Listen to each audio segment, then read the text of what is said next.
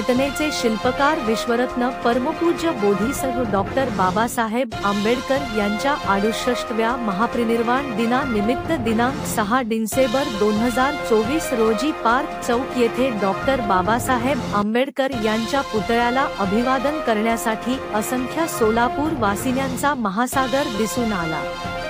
यावेळी अनेक बहुउद्देशीय संघटनेने वेगवेगळे कार्यक्रम व रक्तदान शिबिराचे आयोजन केलेले दिसून आले।